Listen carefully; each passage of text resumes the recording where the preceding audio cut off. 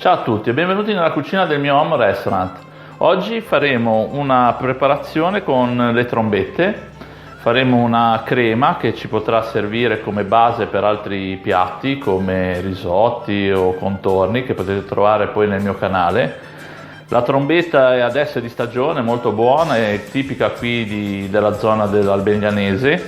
E adesso andiamo a preparare, molto semplice, useremo appunto le trombette, una patata e dello scalogno, un po' di brodo vegetale che ho già pronto e partiamo. Per prima cosa incominciamo a pulire le trombette, togliamo il fiore che poi ci servirà da servire crudo, condito con olio, sale e pepe, anche per guarnizione del nostro piatto.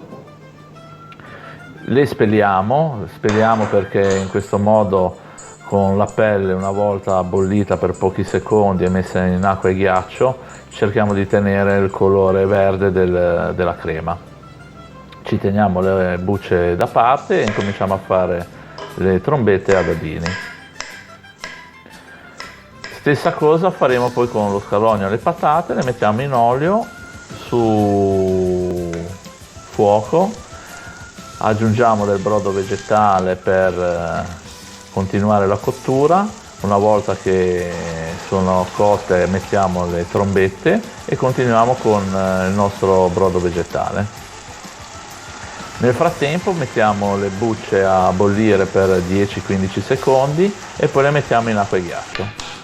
Una volta finito mettiamo tutto nel nostro bicchiere, un po' d'olio, un po' di sale e mixiamo e frulliamo bene.